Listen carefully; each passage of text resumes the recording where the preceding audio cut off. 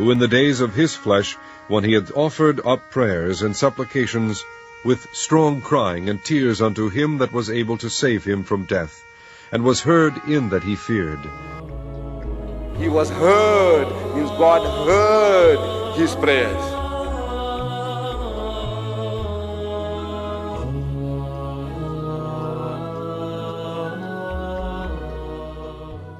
It is reported in the Gospels that Jesus prayed to be saved from the cup of crucifixion in Mark, Matthew, and Luke.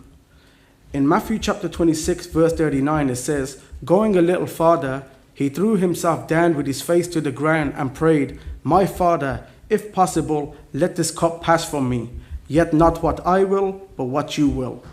In this prayer, no less than 3 times did he ask God to be spared from being crucified, but yet as a true submitter to God, he left it in the hands of God by saying, "Not my will, but your will be done." Muslims maintain that God had accepted the request of his beloved Messiah, as it is attributed to Jesus in John chapter 11 that God always accepts his prayers.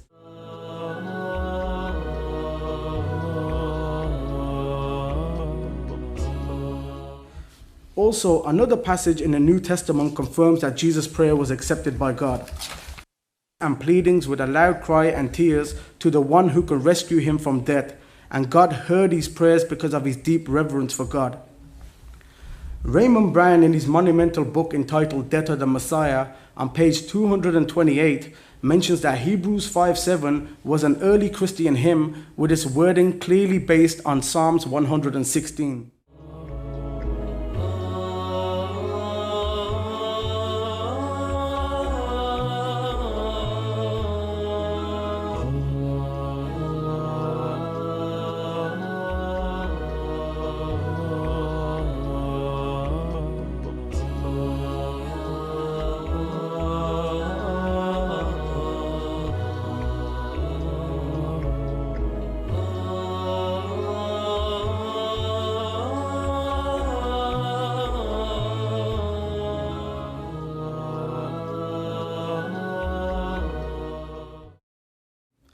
Amazingly, when one goes to Psalms 116, one realizes that it is about someone who praises God for answering his prayers and delivering him from a close encounter with death. Psalms 116. "I love the Lord because he heard my plea for mercy and listened to me. As long as I live, I will call to him when I need help. The ropes of death tightened around me." Verse 6. "I was in serious trouble and he delivered me." Yeshua is in the Hebrew.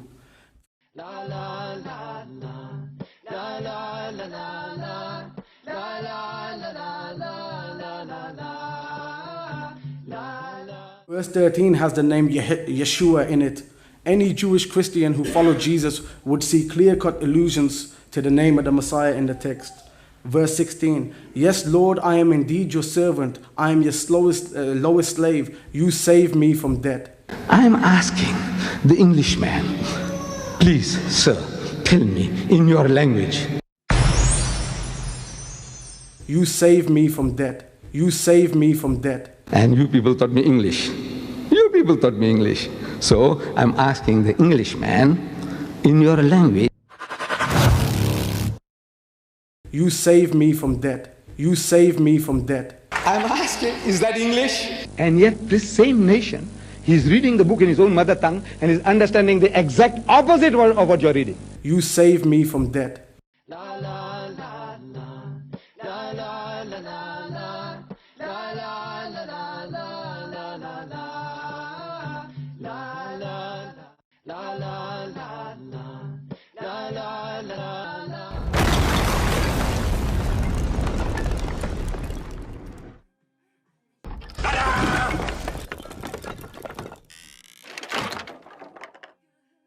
I'm asking, is that English? Exact opposite, exact opposite, exact opposite.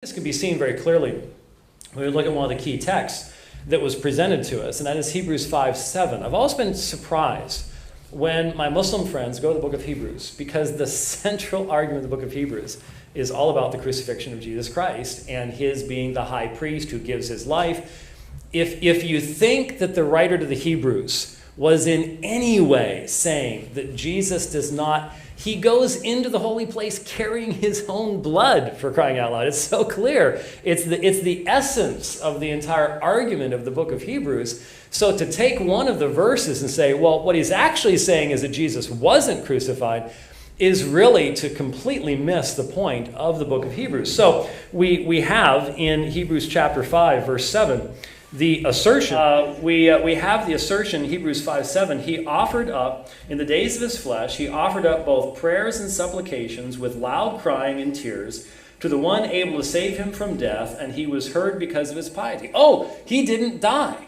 Well, what is death? What is death? In the understanding, the separation from God. Jesus was saved from death. How? The resurrection. I'm asking, what language are you speaking? Jesus was saved from death. How? The resurrection. I'm asking, is that English? Jesus was saved from death. How? The resurrection. By God, it is gibberish, it's not English. That's the writer of the Hebrews understanding. Listen to the writer of the Hebrews. If you want to see how consistent this is, I did 80 sermons through the book of Hebrews just a couple of years ago. You can go listen to them. You can walk all the way through from the beginning, which talks all about the deity of Christ being the creator, all that kind of stuff. That's what the writer of the Hebrews believes, who is heavily influenced by Paul. All the way through the rest of his writing, and it is a consistent testimony all the way through. So the only way to understand Hebrews 5:7, if you're going to honor the context from which it's taken, is that he has been saved by resurrection. He was heard because of his piety. And so when we have these, well, the psalmist said this. Well, the psalmist is always going to be a small picture, not the great fulfillment. Unless you accept the idea the fulfillment cannot be greater than the small picture, then none of that argumentation made any sense at all. Then Hebrews chapter 5 verse number 7 is clear. That's why Bar Ehrman in his book Orthodox Corruption of Scripture mentions that scholars such as Alphonse van Harnack, they added the word not into the text, that his prayer was not heard. And Rudolf Bultmann, one of the greatest Christian commentators of modern times, he died actually a few decades back, he agreed with this emendation because they know what Hebrews 5:7 actually means. The plain reading of the text is Jesus' prayers were answered. Now, if that contradicts the rest of the Hebrews, well, that's nothing new. Nearly every book of the Bible contradicts itself.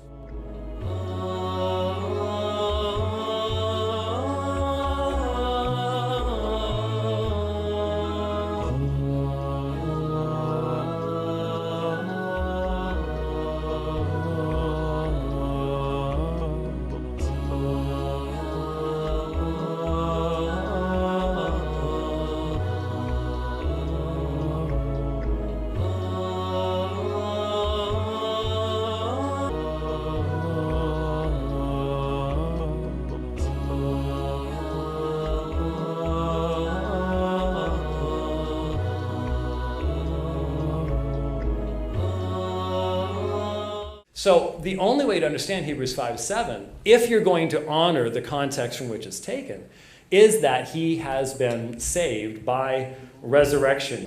I'm asking, what language are you speaking? What language are you speaking? Context.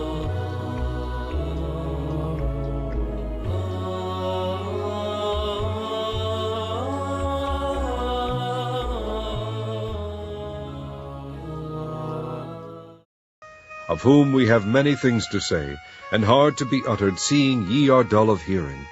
For when for the time ye ought to be teachers, ye have need that one teach you again, which be the first principles of the oracles of God, and are become such as have need of milk, and not of strong meat. For every one that useth milk is unskilful in the word of righteousness, for he is a babe. But strong meat belongeth to them that are of full age, even those who by reason of use have their senses exercised to discern both good and evil.